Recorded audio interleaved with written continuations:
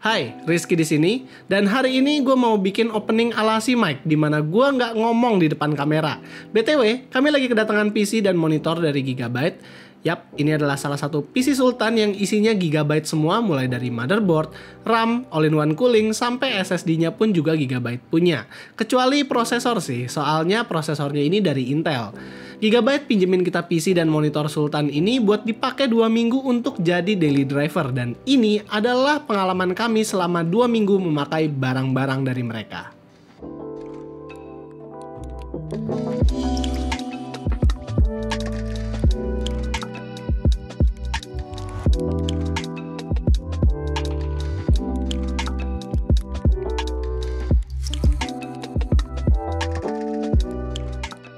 Buat PC yang kali ini dikirim oleh Gigabyte, mereka memakai Intel Core i9 10900KF, yaitu sebuah prosesor high-end dari Intel yang sudah mempunyai 10 core 20 thread, 5,3 GHz clock speed, dan tentunya skor Cinebench yang juga killer. Prosesor ini dipasangkan dengan water cooling milik Aorus yang menggunakan 240mm fan untuk mendinginkan radiatornya, namun di PC yang kali ini dipinjamkan ke gua, mereka menggunakan orientasi push-pull di radiatornya, jadi ada 2 extra fan yang membantu airflow si CPU. Yang menarik dari water cooling ini adalah LCD panel yang terletak di water blocknya, di mana panel ini bisa menampilkan suhu atau bisa juga menaruh nama kita secara custom di situ. Intinya ya batasannya hanyalah ukuran LCD panel aja, sisanya kita bisa custom apapun LCD panel di sini sesuai yang kita mau dengan Aorus Engine. Namun hanya saja sayangnya kita tidak bisa menggunakan custom GIF di LCD panel ini, dan saat kita mengganti-ganti custom image-nya itu di sini, loading time-nya itu cukup lama. Buat performanya, water cooling ini udah bisa membantu Core i9 untuk berjalan secara stabil, namun memang hanya saja dengan suhu yang cukup tinggi. Prosesornya ini dihandle oleh motherboard yang akan menjadi bintang utama kita hari ini, yaitu Gigabyte Z490 Vision D. Motherboard ini didesain khusus untuk creator yang menginginkan motherboard yang stabil, punya segudang fitur, dan juga capable dalam mengangkat perangkat-perangkat high-end lainnya. Motherboard ini mempunyai 12+1 power phase design VRM untuk ngangkat CPU-nya, jadi seharusnya sih kalau mau di OC masih bisa.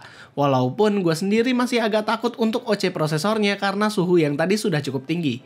Untungnya, karena di PC build kita kali ini menggunakan ekosistem milik Gigabyte semua, RGB Fusion milik Gigabyte juga bisa support sama hampir semua komponennya termasuk RAM, cooling, dan juga casing yang punya Gigabyte.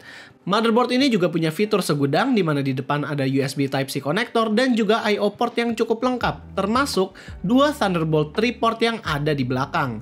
Motherboard ini juga udah support Wi-Fi 6 dan juga Bluetooth 5, jadi so far Vision D memang motherboard yang diperuntukkan untuk creator banget.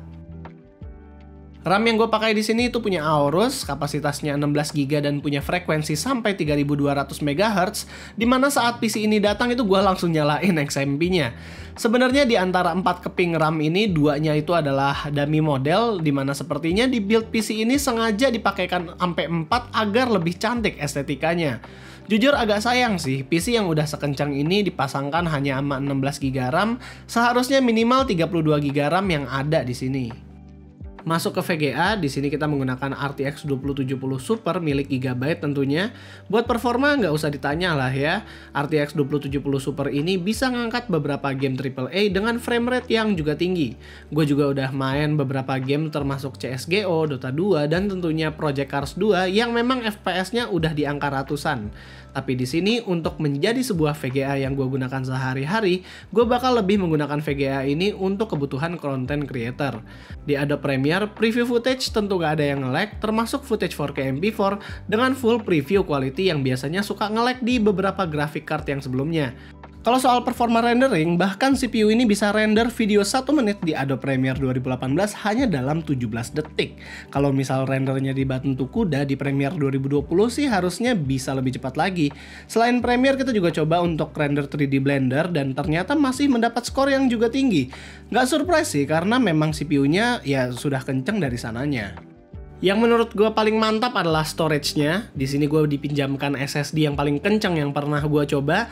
Ini adalah Aorus RAID SSD yang berkapasitas sampai 2 tera. Di dalam PCIe card ini terdapat 4 NVMe SSD 512GB yang di RAID, jadi nggak heran lah kenapa bisa dapat speed sekencang ini. Rate SSD ini juga bisa disesuaikan dengan yang kalian mau. Kalau kita melihat dari website asli Aorus, mereka menawarkan configurable rate dari rate 0, rate 1, dan juga rate 10. Yang gue kagum adalah suhu SSD-nya yang juga nggak terlalu tinggi berkat cooling dari si PCIe card ini. Buat monitornya, jujur ini adalah salah satu monitor gaming yang cakep banget. Ini adalah Gigabyte G27, sebuah monitor gaming berpanel IPS yang akurasi warnanya itu tajam. Saat kita memakai monitor ini entah untuk content creating ataupun gaming, gue ngerasa monitor ini cocok buat hampir segala penggunaan kecuali esports hardcore. Karena refresh rate-nya tidak sampai 240Hz tapi masih di 144Hz aja. Terlepas dari itu, fitur-fitur monitor ini juga banyak seperti adjustable black equalizer yang bisa mengatur black level dari warna hitam yang ada. Terus monitor ini juga height adjustable dan juga monitornya punya beberapa profil settingan di mana ini lumayan berpengaruh buat color gamut. Profilnya banyak yang berguna untuk seorang content creator terutama yang sRGB karena bisa menampilkan true color dari sebuah video. Intinya, monitor ini cocok untuk seorang content creator yang masih suka main game asalkan gamenya bukanlah yang terlalu kompetitif. Dan juga apabila kalian nggak mau repot untuk ngatur settingannya di monitor, kalian bisa pakai softwarenya aja yang di-download di website asli mereka.